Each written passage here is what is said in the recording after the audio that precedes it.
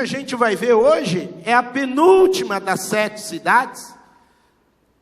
É uma igreja interessante porque é a menor das cidades. Nós vamos ver sobre a igreja da Filadélfia. Eu estava vendo, eu fiz uma pesquisa. Só aqui em Americana nós temos 4 igrejas evangélicas com o nome de Filadélfia.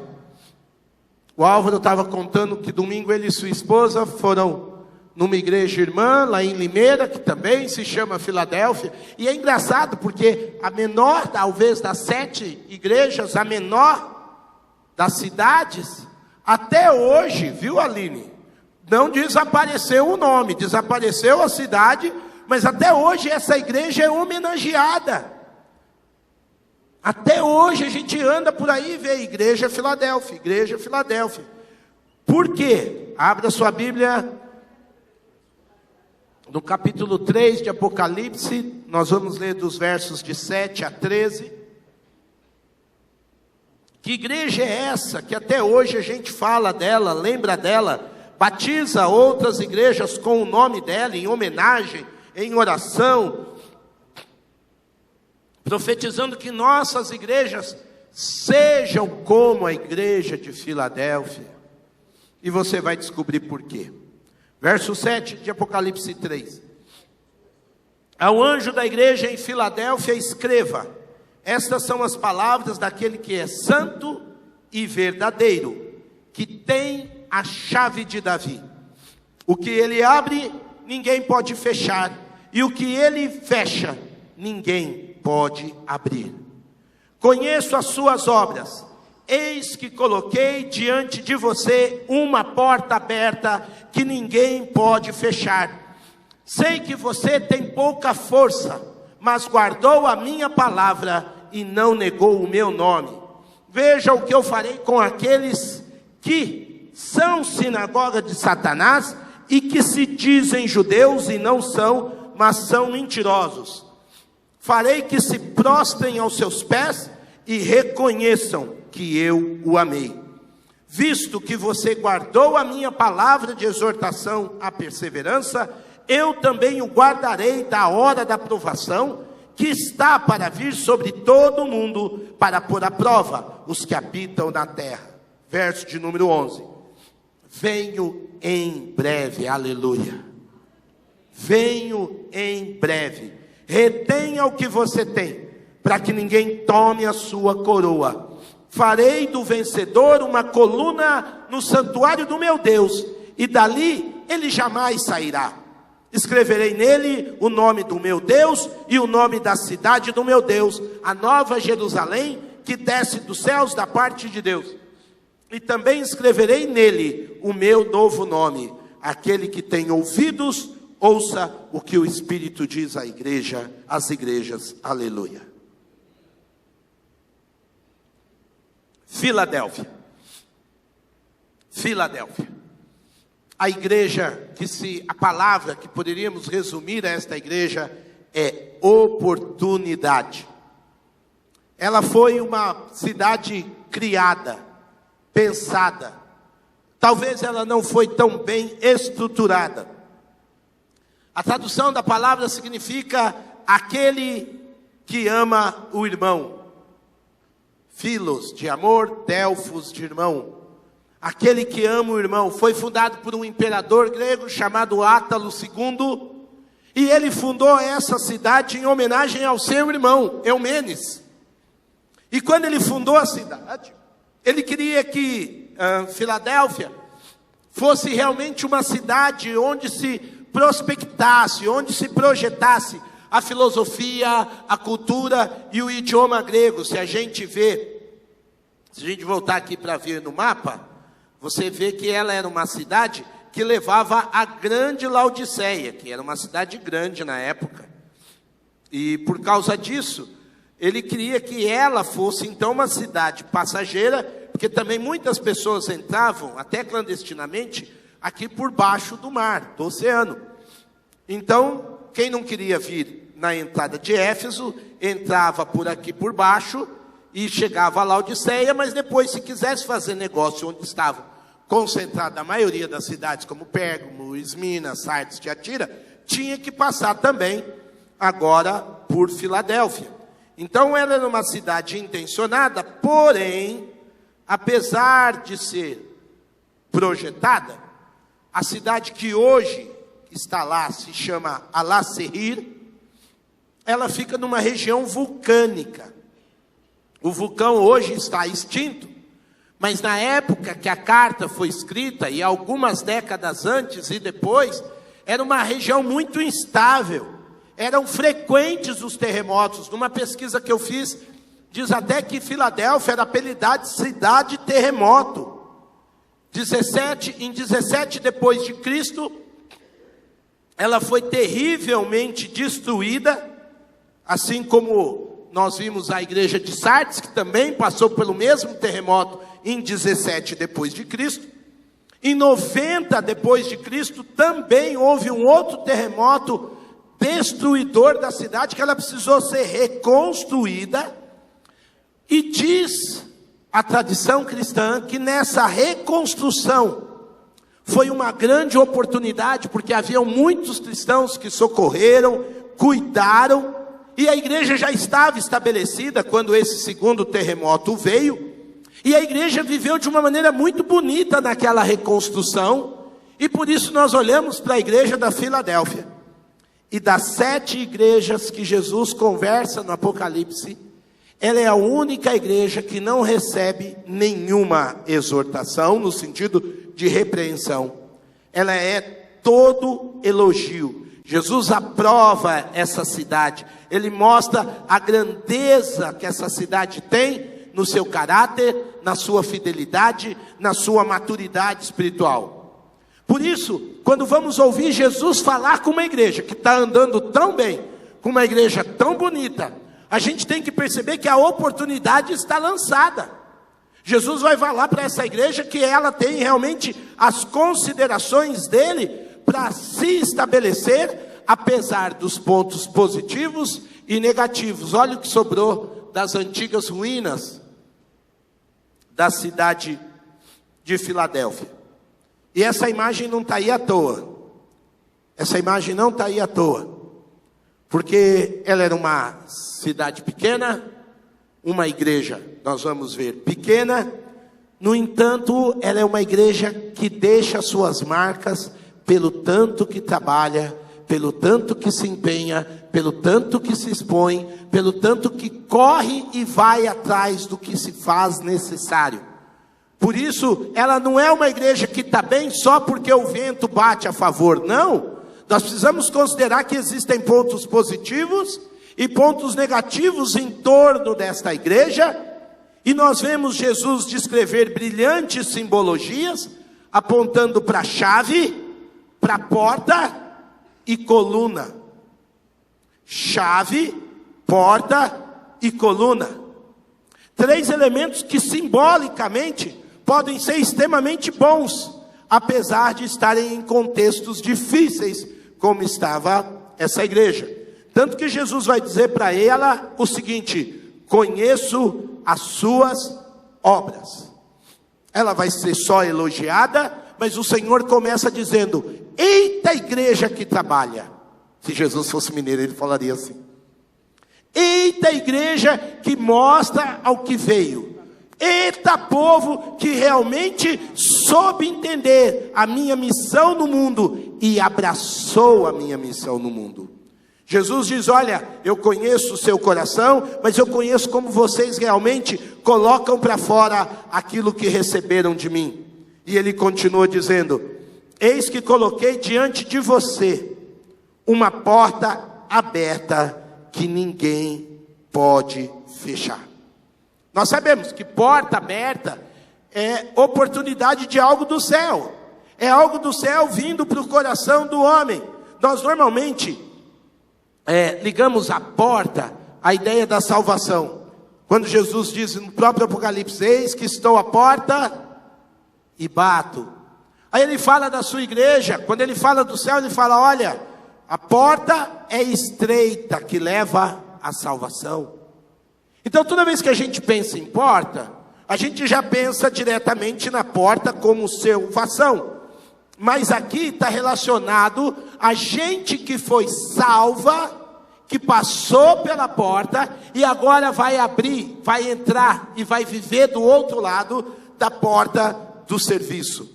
A segunda porta que está sendo esclarecida aqui é de gente que não pensa apenas na sua própria salvação, mas que sabe que a sua salvação existiu para levarem outros à salvação. Então a gente sabe que depois de salvo a gente se torna servo do Senhor Jesus. E a igreja de Filadélfia tem uma porta para levar outros à salvação. E ela usou essa porta. E ela trabalhou por essa porta. E ela usou da oportunidade. Paulo, quando escreve a igreja de Colossenses, ele pede que os irmãos estivessem orando por essa porta de serviço, de trabalho, de ministério. Olha o que ele diz. Ao mesmo tempo, orem também por nós, para que Deus abra uma porta para a nossa mensagem, a fim de que possamos proclamar o mistério de Cristo, pelo qual estou preso. Orem para que eu possa manifestá-lo abertamente, com portas abertas, como me cumpre fazê-lo.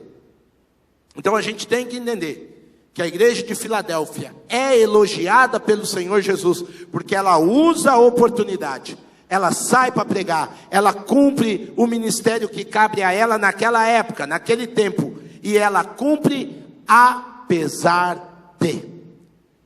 Muitas vezes a gente se desmotiva, porque a gente gostaria que a nossa igreja estivesse num pique muito maior. Sem entender que às vezes a gente está no pique da fidelidade, porque tem muita coisa indo contra. E a gente tem que aprender a trabalhar contra para que o trabalho se estabeleça. Quando Jesus fala dessa igreja fiel, ele fala, olha, vocês estão trabalhando bem, mesmo que vocês vivem 3 grandes lutas.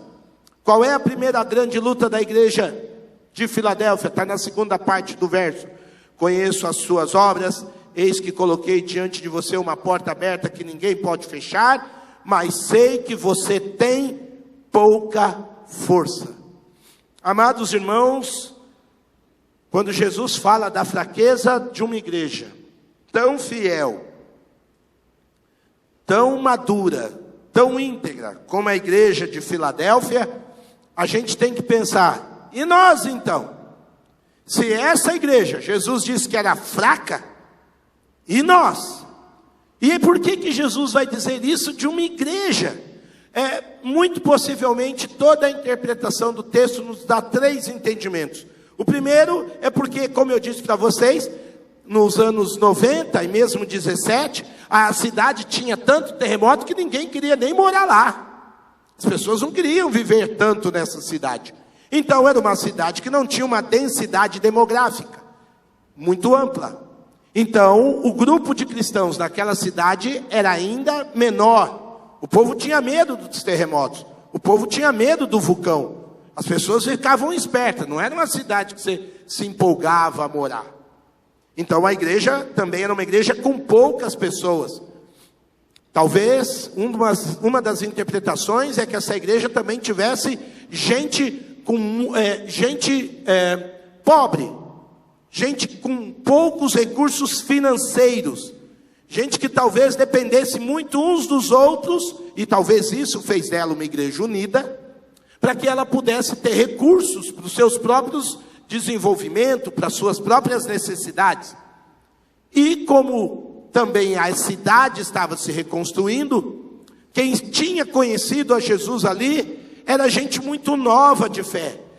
Dá-se a entender que era uma igreja de cristãos novos. A Bíblia não conta, nem tem nenhum relato na história de nenhum dos grandes apóstolos, nenhum dos grandes discípulos do primeiro século, tendo trabalhado ou cuidado da igreja de Filadélfia. Então era uma igreja que ainda estava amadurecendo, engatinhando, crescendo, pouco recurso. Eu conheço uma igreja aqui na região de Sumaré, que ela está estabelecida ali há décadas. Há décadas.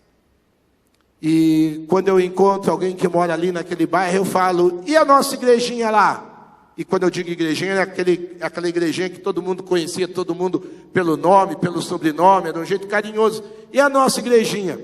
Ah, Oswaldinho, tá do mesmo jeito. O mesmo jeito, eu não sei se é do mesmo jeito de amor, porque era uma igreja pequena, mais carinhosa, ou porque o bairro engoliu a igreja. É aqui no Jardim da Lorto. E realmente você vai lá, não ampliou casa, só tem barracão, muita indústria pequena, média. Aí você fala, não mora mais ninguém, não mora mais gente no bairro. Mas a igrejinha está lá, perseverando e amando a Jesus. A gente pode imaginar que a igreja de Filadélfia passasse por algo parecido. E além dela ser uma igreja com pouca força, Jesus não disse que ela não tinha força, ela era uma igreja que tinha contra si a oposição dos judeus. Olha o que diz o verso de número 9. Olha o final do 8. Sei que você tem pouca força, mas guardou a minha palavra e não negou o meu nome. Veja o que farei com aqueles que são sinagoga de Satanás e que se dizem judeus e não são, mas são mentirosos. Farei que esses se prostrem aos seus pés e reconheçam que eu amei. Ou seja, já era uma igreja pequena, mas parece que tinha um número grande de judeus que iam contra o nome do Senhor Jesus. E Jesus escreve de uma maneira tal, meus queridos, que a gente pode entender que eram judeus fanáticos. Judeus resistentes que se dissesse o nome da pessoa de Jesus. Por isso que ele fala para a igreja: vocês guardaram a minha palavra e vocês guardaram o meu nome, e é por causa do meu nome que essa sinagoga de Satanás está indo contra vocês. Nós podemos imaginar que havia uma pressão, meus queridos, que deixou essa igreja contra a parede. Essa igreja estava realmente intimidada. Falar do nome de Jesus aqui é complicado mesmo. Pouca gente, pouca força, um pessoal precisando ainda aprender mais do evangelho. E além de tudo, gente para confrontar a fé daqueles queridos. E essa igreja resiste, persevera. Tanto que Jesus repete a expressão, nós já vimos isso 2 igrejas atrás. Jesus diz, eles se dizem judeus, mas não são. Antes de tudo, são uma sinagoga de Satanás. Como é difícil ouvir isso da boca do Senhor Jesus. Eu imagino os discípulos quando ouviram Pedro ouvindo a reda de Satanás. Pois não cogita das coisas de Deus e sim das dos homens. Foi difícil ouvir aquilo. E é difícil você pensar que gente que era descendente de Abraão agora é opositora à vontade de Deus. Tanto que Jesus diz, eles estão tão opostos, eles são tão acusadores, que agora eu vou colocar eles numa posição. E Jesus diz uma coisa que nós não vemos ele dizer em lugar nenhum da Bíblia: farei que se prostrem aos seus pés. Os falsos judeus agora vão ter que se dobrar para a igreja de Cristo, reconhecendo o amor que Jesus derramou pela sua igreja. Você não vai ver na Bíblia ninguém mais se prostrando. É uma cena radical que Jesus Cristo nos traz. Primeiro, por causa da fidelidade dessa igreja. Essa igreja é o verdadeiro Israel de Deus.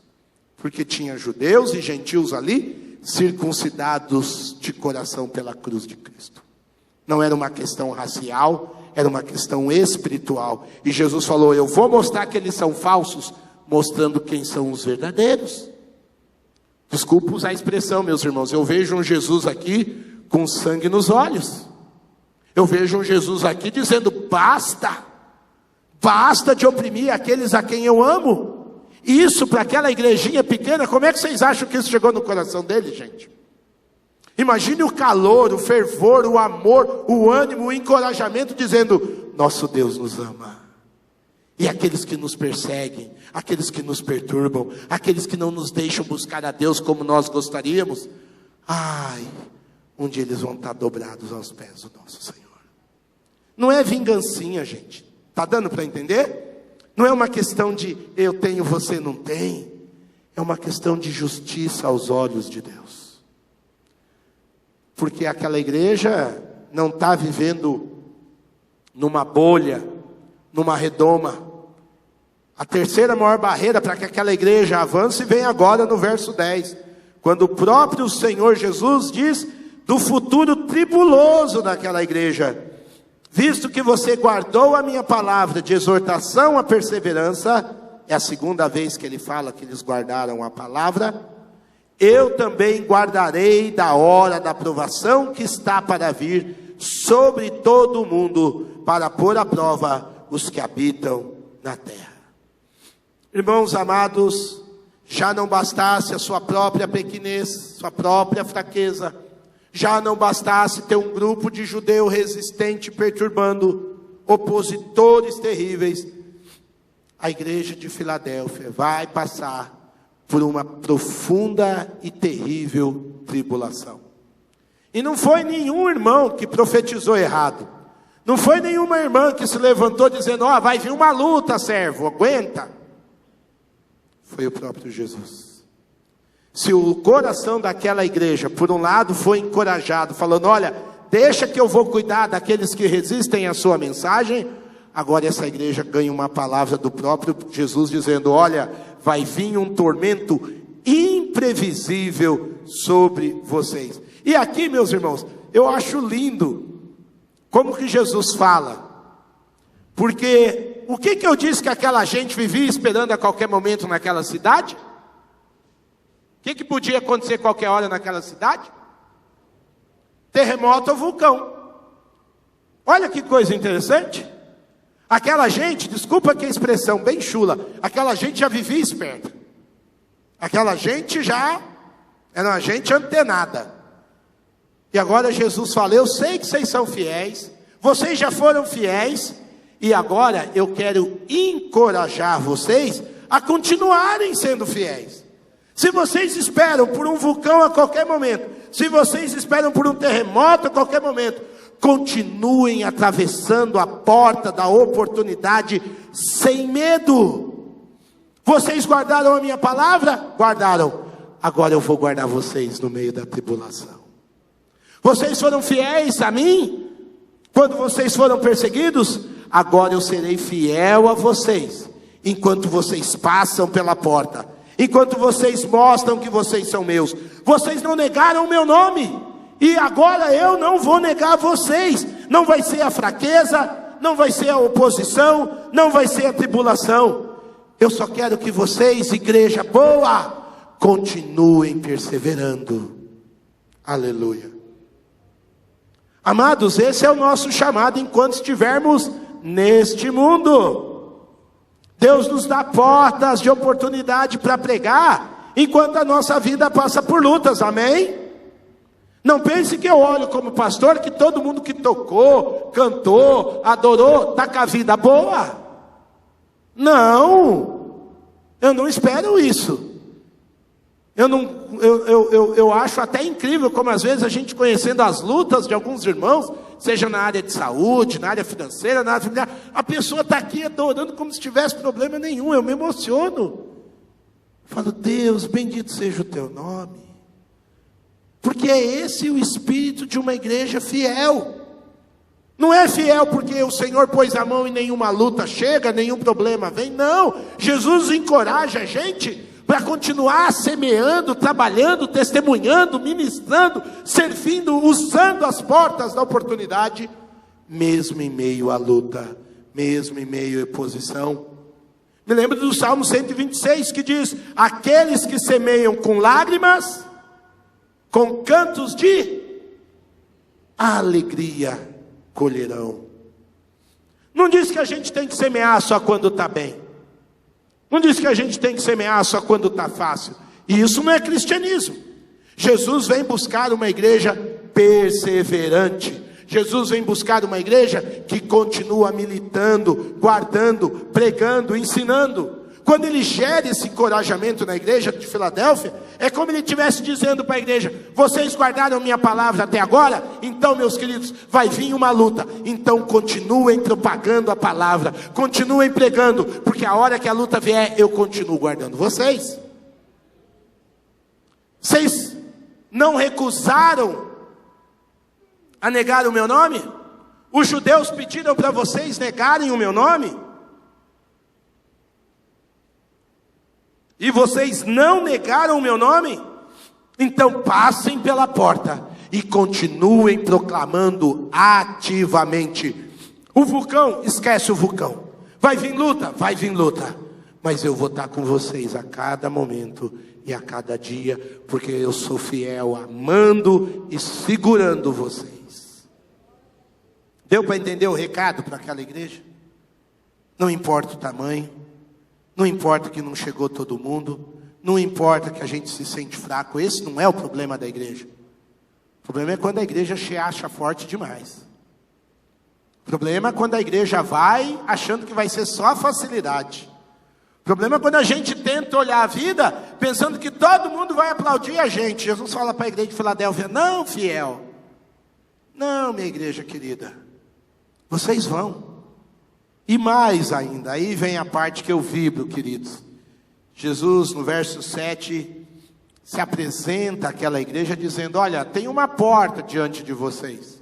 E lá no verso 7, quando ele fala quem é quem está falando com a igreja, ele diz: estas são as palavras daquele que é santo e verdadeiro e que tem a chave de Davi. O que ele abre, ninguém pode fechar. E o que ele fecha, ninguém pode abrir. Oh, Deus bom! Jesus trabalha com a simbologia daquela época para ensinar aquela igreja. Eu sou o santo e verdadeiro. Amados, se esse Jesus está com os adversários da igreja, está com o sangue nos olhos, esse Jesus para com a sua igreja está com toda a doçura e amor possível. Tanto que ele vai dizer para a igreja uma coisa que ele nunca disse, de uma maneira assim, muito aberta. É um momento de humildade, mas de intimidade de Jesus com a igreja. Ele fala: quem fala com vocês, vocês precisam entender que quem fala, quem está abrindo essas portas da oportunidade, é aquele que é, antes de tudo, o que, queridos? Como é que ele disse? É aquele que é santo. Jesus agora usa para si o título que Yahvé, o Senhor, usou lá no Velho Testamento. Aquele nome, olha para mim, aquele nome que o judeu não fala, Jesus usa para si agora: o Santo, o Eterno, o Senhor Yahvé. Se alguém está dizendo que Jesus é um qualquer, é só mais um profeta, se os judeus estão tentando oprimir a igreja dizendo que ele é só mais um, Jesus fala: não, eu sou o Santo. Jesus assume de forma natural toda a sua pureza, toda a sua verdade. E quando ele fala desse nome, ele ao mesmo tempo abomina todo o mal, toda mentira, todo engano. Ele é a perfeição da justiça de Deus revelada. É como se ele estivesse dizendo para aquela igrejinha pequena: vocês estão no caminho certo. Quem está falando com vocês, quem está orientando vocês, é o Senhor de todas as eras. É o Deus santo, santo, santo. Oh, queridos, aquela igreja, quando recebe essas palavras, o coração aquece.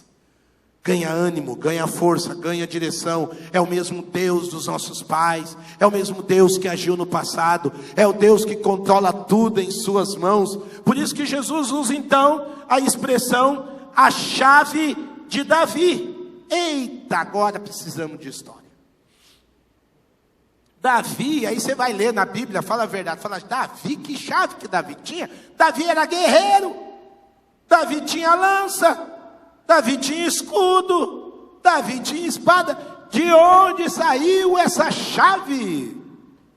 E a história, meus irmãos, nos remete lá para o ano 680 depois de Cristo. Por quê? Porque o rei Ezequias está no comando, se eu não me confundir. Não, é o rei Ezequias mesmo. Ezequias tem altos e baixos com Deus, não é um homem estável.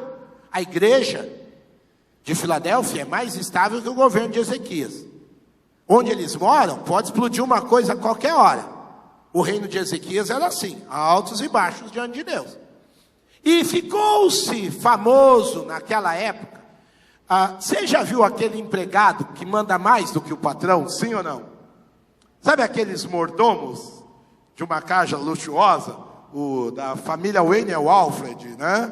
Do Batman lá, que o cara manda mais que o próprio dono da casa. Já viu umas empregadas que manda mais que a patroa? Então, no reino de Ezequias, ficou-se famoso um mordomo, um figura que tinha naquela época, que ele gastava mais com ele mesmo do que com as coisas do seu senhor. Esse mordomo de luxo, tem toda uma descrição dele, aí em Isaías 22, é muito interessante você ler lá, que Deus fala, você está gastando com você, ó Sebna, é o nome desse mordomo forgado. E esse cara ficou famoso porque ele gastava com ele, com as suas roupas, com as coisas dele. E quando ele, como mordomo, como ministro do rei, ele tinha que cuidar do povo de Deus. Ele tinha que dar pão para o povo. Você já viu uma história mais ou menos parecida assim, em algum país? Que os governantes, que quem tinha que cuidar, em vez de cuidar do povo, cuidava mais de si? Você já viu isso em algum lugar? Não? Esse Sebna deixava o povo com fome, tratava o povo mal, deixava o povo para fora da cidade na hora de fazer comércio. E um dia o profeta Isaías fala, olha, Deus vai fazer justiça, Deus vai cuidar do seu povo. E aí Deus manda um recado para esse mordomo forgado. E o primeiro a cair é você, Sebna. E no seu lugar, Deus vai levantar um homem que tem um coração para cuidar do povo. Um homem que ele pode ser chamado de pai do povo de Israel. Um homem que é pai para os moradores de Jerusalém. E aí Isaías começa a profetizar a respeito de um homem de Deus que vai ser ali um tipo de Cristo chamado Eliaquim. Eliaquim vai ser um administrador das coisas de Deus no meio do povo de Deus. E aí Isaías diz que o Senhor daria a Eliaquim as chaves de Davi. Ou seja, as chaves do palácio, as chaves para cuidar da cidade, a chave para cuidar do povo, para levantar as pessoas, para não maltratar ninguém, para levar o povo realmente mais próximos de Deus. Agora, então, a gente entende que Eliaquim é uma espécie de um tipo de Cristo. Jesus agora é o verdadeiro administrador. Jesus é o verdadeiro pai que cuida das necessidades do teu povo. Por isso ele tem as chaves. A gente leu lá em Apocalipse 1:18, que ele tinha a chave da morte e do inferno. Apocalipse 1:18. Agora, Jesus está dizendo que ele tem a chave da salvação, mas Cristo também é a chave das oportunidades para essa igreja. Por isso que Paulo lá em Colossenses orou para que o Senhor abrisse a porta para que o ministério fosse cumprido.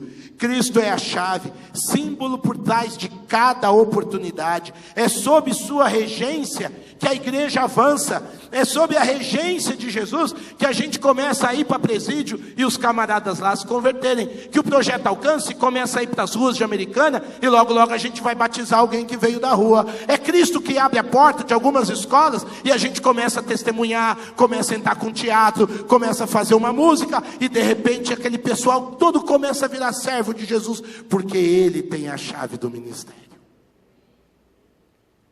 E a gente vai passando, e a igreja vai avançando, porque Deus vai abrindo casas, vai abrindo vidas, vai abrindo corações.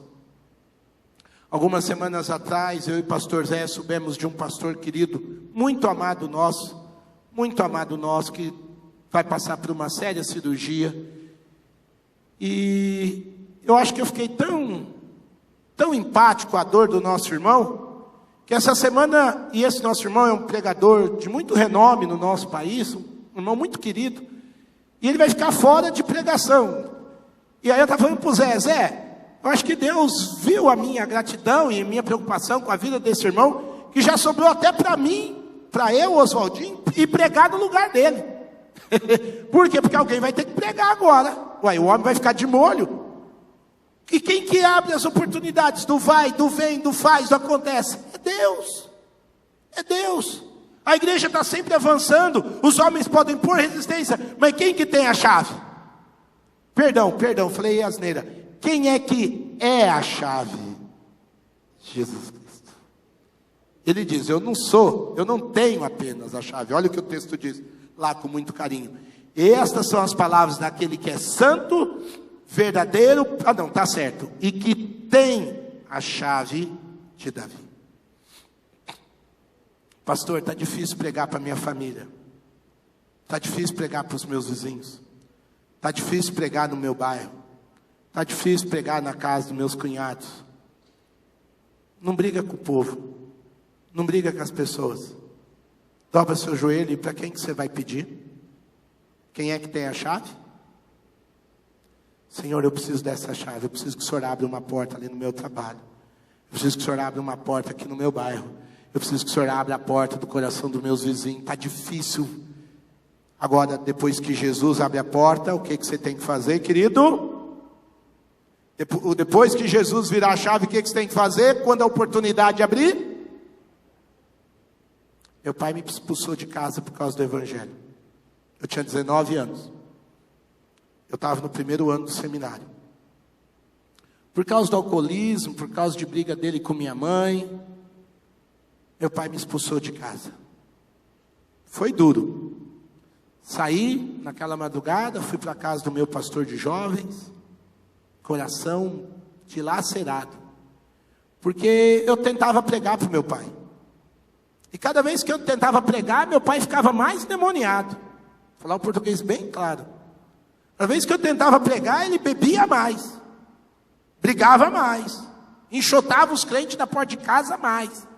Passei muita vergonha com os irmãos indo lá em casa. Muita vergonha. Por isso que eu digo que hoje eu perdi a vergonha de pagar amigo. Porque eu já passei, irmãos. Depois de muito tempo, fui até a casa dos meus pais. Meu pai estava mudado. A gente pôde conversar. Ele foi parando de beber. E eu me lembro do primeiro Natal que eu fui passar na casa dos meus pais, depois de voltar para a casa dos meus pais, eu não morava mais com eles. E até então, quando a gente passava Natal na casa da minha avó materna, perto da meia-noite, o meu avô pegava uma Bíblia, lia um salmo, todo mundo tinha que ficar quieto, o meu avô orava. Quase ninguém era crente, era cheio de bichiche, de risada, brincadeira. Meu pai escondia o copo aqui e não via a hora do meu avô acabar. Mas eu me lembro daquele primeiro Natal. Meu pai já não frequentava muito a casa do meu avô. E eu me lembro daquele primeiro Natal que meu pai virou para mim assim, todo sem graça, vergonha, se ele pudesse ele sumia. Mas como ele queria o filho dele de volta na casa dele, ele virou e falou assim para mim, quando for perto da meia-noite, você faz uma oração para nós? Ah, igreja! Ah, glórias e aleluia. Eu vi a chave de Jesus Cristo virar na minha casa. Eu vi a graça de Deus começar a atuar lá em casa. Quantos anos de oração, Oswaldinho? Muitos anos de oração. Muitos. Eu ainda orei mais alguns 7, 8 anos para o meu pai se converter. Mas Jesus que tinha a chave. Que abria e ninguém fechou. E que quando ele fecha, ninguém mais abre. Irmãos, eu queria só abrir mais um parênteses nesse assunto. Se Jesus tem a chave que abre e fecha, responde uma coisa para mim. Algum homem tem o poder de colocar alguém para fora da igreja de Jesus Cristo? Sim ou não? Eu estou dizendo homem individual. Não estou dizendo que às vezes a igreja como um todo não exclui membros, que isso, que aquilo. Eu estou dizendo assim, é eu virar para alguém e falar assim, a partir de hoje, sob o meu poder, como pastor, você não faz parte da igreja de Jesus Cristo na terra. Eu tenho esse poder, sim ou não? Algum homem tem, sim ou não? Porque nenhum de nós tem a chave de Davi. Eu digo isso porque, infelizmente, alguns anos atrás, eu tive que aconselhar membros de algumas ditas, entre aspas, igrejas evangélicas, falando bem entre parênteses mesmo, que discordava do pastor, porque o pastor queria que aquela parte da igreja trabalhasse em política para o filho dele. Ixi, eu vi isso várias vezes. Aí aquele grupo não concordou, o pastor se reuniu e falou: olha, vocês estão excluídos da igreja. Recebi no meu gabinete pastoral gente que sabia da vida imoral de alguns líderes, e que quando foram tratar, eles foram expulsos. E aí a pessoa fica com o coração moído dizendo: Oswaldo, eu ainda sou da igreja ou não? Irmãos, nenhum homem tem poder individual de exclusão. Há disciplina na igreja cristã? Há. Mas sempre há oportunidade de arrependimento, amém? Não é de disciplina que nós estamos falando. Existem alguns hereges hoje no Brasil, mais perto da gente do que a gente imagina, que diz literalmente que tem a porta, que tem a chave da porta da igreja. Cuidado, cuidado. Se você ouvir alguém que está aí hoje quebrado, porque recebeu abuso religioso, espiritual, ore por essa vida, ajude essa Bíblia, leia essa palavra, leia a palavra lá de Isaías 22, e mostre que o único que tem a chave da igreja, que põe gente para dentro ou para fora, chama-se Jesus Cristo. Amém? Amém? E Jesus então termina a sua fala à igreja nos versos 11 e 12, e o meu coração vibra, porque ele diz assim: venho em breve. Oh Jesus, venho em breve. E aí ele diz para essa igreja: retenha o que você tem, para que ninguém tome a sua coroa. Oxi, essa igreja é fiel, essa igreja é madura, essa igreja é íntegra. Jesus encoraja essa igreja dizendo: cuida do que é seu, não brinca com o que Deus já te deu. Jesus dá um encorajamento, pedindo a atenção daquela igreja. Ele está dizendo: igreja, até aqui vocês foram bem, continuem, guarda aquilo que vocês receberam da parte de Deus, retenham, se esforcem para mostrar a qualidade e a capacidade daquilo que Deus já fez na vida de vocês. Não baixe o padrão, mantenham-se firme, eu venho em breve. E não é porque eu venho em breve, olha aqui igreja, não é porque eu venho em breve que vocês vão relaxar. Porque infelizmente a igreja no Brasil diz assim: desde que minha avó era menina, ela está esperando Jesus. Bom, se Jesus está para voltar desde que a sua avó era menina, então você fica esperto porque ele está voltando, porque sua avó, não é verdade? Então, se eu sei que essa promessa é a promessa, que já é antiga, eu tenho que estar mais atento ou relaxar, gente? Está mais atento. Pastor Oswaldinho, você acha que a sua geração há de ver Jesus Cristo voltando? Eu acho. Eu estou esperando, eu vivo como quem espera. Então como é que eu vou viver como quem espera a volta do Senhor? Estando mais atento do que se viesse um terremoto, mais atento do que se viesse tribulação, mais atento para que o meu Senhor, por menor e por mais fraco que eu seja, me encontre como alguém que guardou o que dele recebeu. E porque eu retive a bênção, eu compartilho, eu avanço na propagação. Olha o que Jesus Cristo disse: retenha o que você tem, para que ninguém tome a sua coroa. Como é que eu brigo com o meu inimigo que quer roubar a minha coroa? Como é que eu brigo com o meu adversário que quer me enganar, me iludir? É simplesmente avançando. O inimigo quer roubar o quê? As oportunidades, quer roubar os ministérios, quer roubar a nossa dependência de Jesus, quer roubar a nossa sensibilidade à voz do Espírito Santo. Então, ao invés de ficar preocupado com o inimigo, eu vou viver combatendo o inimigo. E como é que eu combato? Pregando, louvando, orando, estando buscando no Senhor a força para que eu continue fazendo aquilo que me cabe no reino. O Felipe já está mais esperto do que muita gente, que ele já entendeu que ele pode ser auxiliar. Ele já percebeu que ele tem uma parte do corpo de Cristo para ocupar, para produzir, para frutificar. Por isso que eu falei, quando a igreja tem reunião, segunda com um grupo, terça com outro, quarta acontecendo outra coisa, quinta, essa igreja está esperando Jesus voltar, ela está avançando, ela está realmente, como diz Paulo, trazendo a volta do Senhor Jesus, amém? O embate com os inimigos só serão vencidos quando realmente eu e você estiver desempenhando aquilo que Deus sonhou para a gente na sua santa vontade. Agora, se eu afrouxar, porque Jesus uma hora vem, eu estou como aquela noiva que o óleo abaixou e agora está sem óleo para esperar o noivo.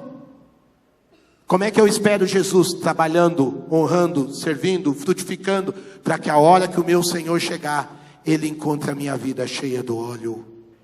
Porque o serviço leva a gente a ter óleo. Você tem que orar pelos seus vizinhos, você tem que orar pela sua família, você tem que orar para quem você vai ministrar, você tem que orar pelos seus amigos de serviço, para a gente estar num clima de união, de amizade, de serviço coletivo. E aí é assim que o crente fica no óleo, irmão. Agora pega aquele crente preguiçoso, você chama ele para uma reunião de segunda, para um ensaio, não sei se vai dar, eu fiquei de jogar uma bola ali. Tá bom, irmãozinho, então vem com a gente na terça, que tem um outro grupo aí.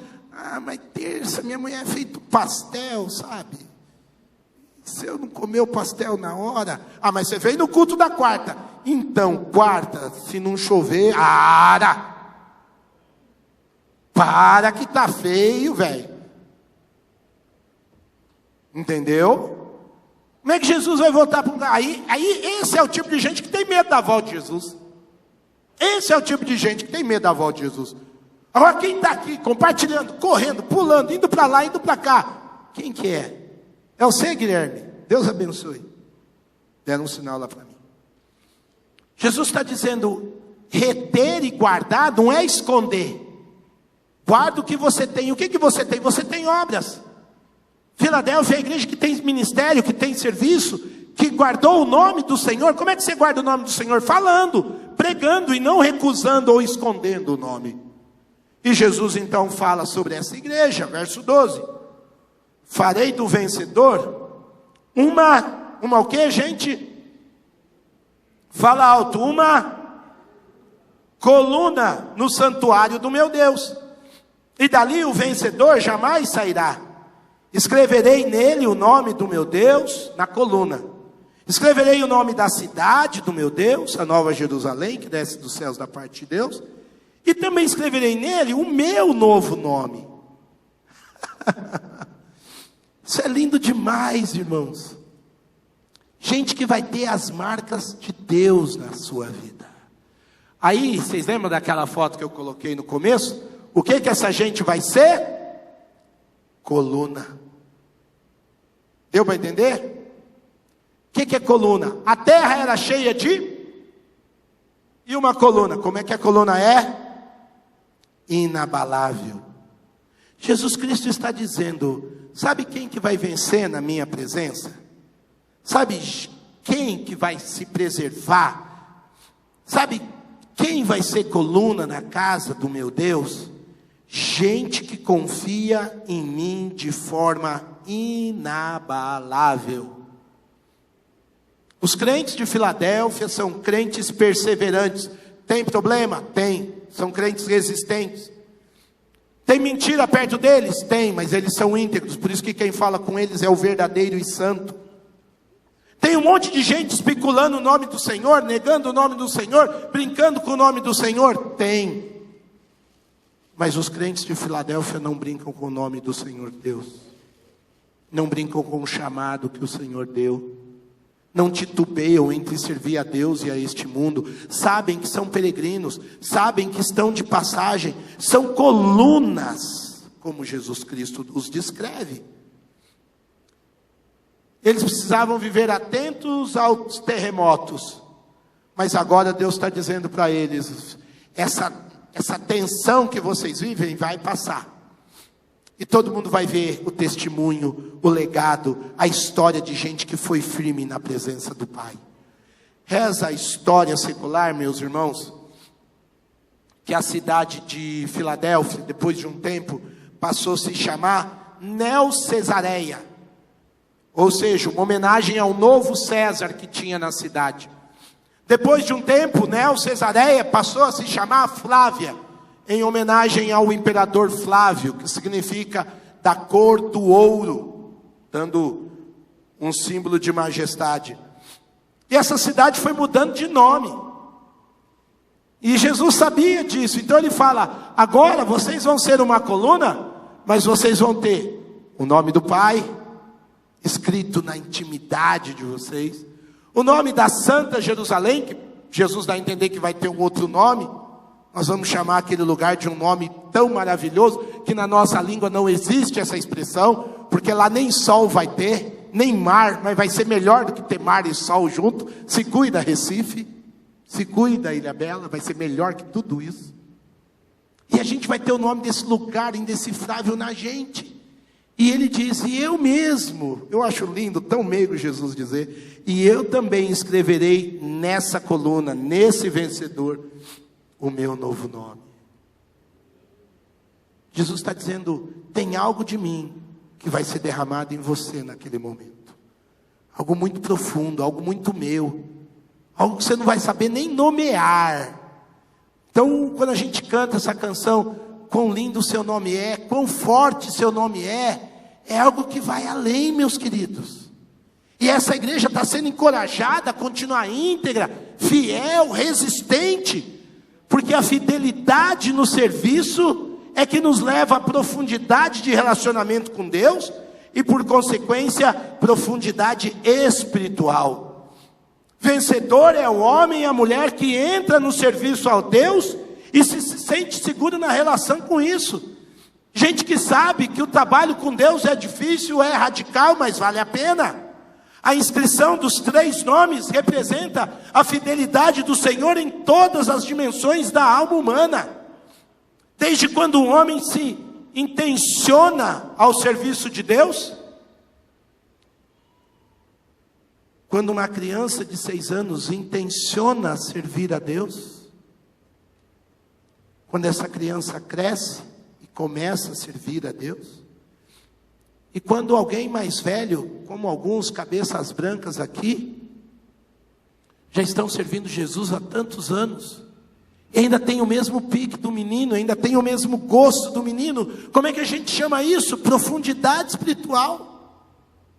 Gente que serviu a Deus, não é que serviu a denominação, não é que serviu a instituição, não é que serviu a A ou a B.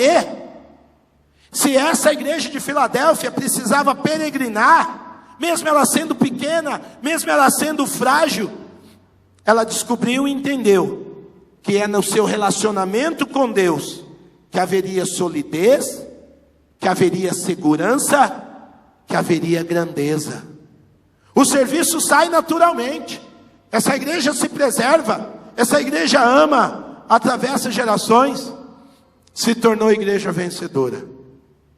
Nós somos chamados nessa terra a passar por ela, deixando trabalho, deixando suor, deixando lágrimas, deixando testemunho, porque é assim que a gente guarda o santo nome de Jesus Cristo. Não é num adesivo, não é numa contracapa de Bíblia, mas é quando a gente abraça quem está sem o abraço de Jesus, quando a gente lava os pés de quem tem os seus pés sujos pelo pecado, quando a gente dedica a nossa vida a conhecer, a aprender, a tocar, a amar, a ensinar, a abrir, a ligar, a desligar, a fazer o que for necessário, para que o santo nome seja proclamado e desfrutado em tantas outras vidas. A igreja de Filadélfia não é uma igreja perfeita, mas é uma igreja que honrou a Jesus, na sua pequenez, na sua limitação, mesmo vivendo num lugar onde tudo balança, né? Brasil é um lugar desse.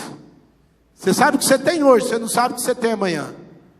E é por isso que a gente não confia em carros, nem em cavalos, nem em governantes, mas a gente confia no nome do Senhor, que um dia vai escrever seu nome em cada coluna que se dispõe para Ele. Vamos ficar em pé.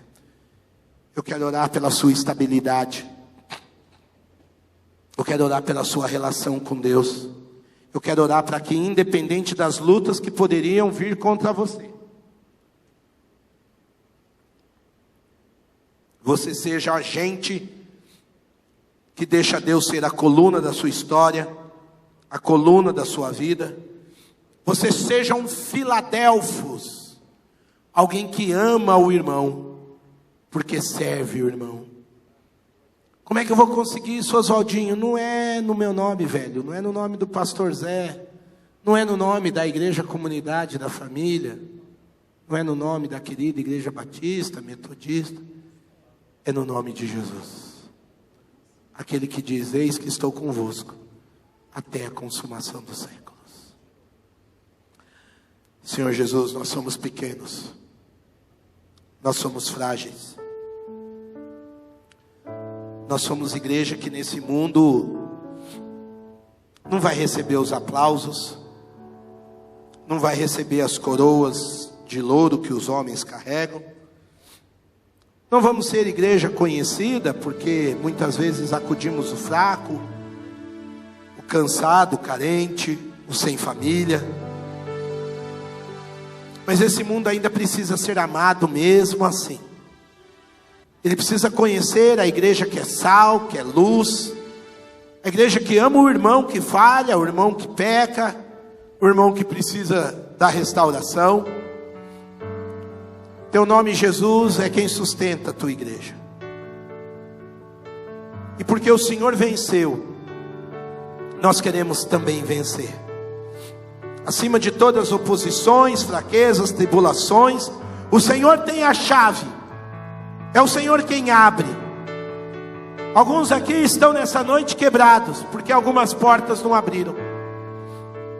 Alguns estão sentindo que algumas portas não abriram lá em casa, nos seus relacionamentos, nas suas próprias famílias. Senhor, vem abrir essas portas. Como igreja pequena, atribulada, em luta, peregrinando, nós clamamos: seja o teu nome sobre nós, sobre as lutas que o teu povo tem, de alma, de enfermidade, de família. Seja a chave, Jesus. Seja o Senhor a coluna da nossa existência. Seja, Senhor, o teu nome gravado na nossa mente, na nossa alma, no nosso coração, para que possamos aproveitar cada oportunidade, para que possamos reter o teu bom nome, e proclamar o teu bom nome, e pregar o teu bom nome, e amanhã ir para o trabalho no teu nome, e lá falar do teu amor, voltar para casa pregando a tua verdade, jogar por terra todo engano, toda mentira, toda ilusão, seja ela religiosa ou não, Senhor.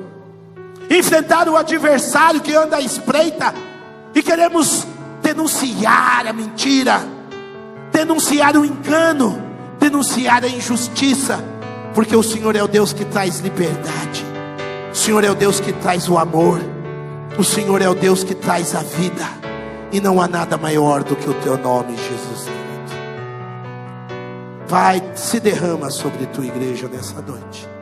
Que cada homem e cada mulher seja a coluna da sua casa, da sua vizinhança, do seu trabalho. Que muitas colunas sejam marcadas nesta igreja como gente que ampara, que cuida, que ensina, que aconselha, que dirige tecnicamente a área A, a área B, a área C. Gente que se levanta pelas nossas crianças, gente que se levanta pelos nossos idosos, gente que se levanta pelos nossos casais, gente que se levanta pelos nossos jovens, pelos nossos adolescentes. Levanta colunas na tua igreja, levanta colunas nesse país, assim como o Senhor levantou Hernandes, levantou Jeremias, assim como o Senhor levantou tantos homens, tantas mulheres, para serem colunas nessa terra, e o evangelho prosperasse. A tua oportunidade continua levantando na nossa cidade, Senhor. Colunas que não se envergam a Baal, a Mamon, colunas que não se envergam a fama, a celebridade, mas gente que se levanta para testemunhar, amar Jesus. Como João se levantou e o Senhor o recolheu, continua levantando novos homens, novas mulheres, assim como meu coração vibrou de ver o Senhor levantando o Felipe nessa noite. Continua levantando. Essa igreja é tua, Senhor, e se ela persevera, é para a honra, para a glória e louvor do teu nome. da tua honra nós oramos, em nome de Jesus.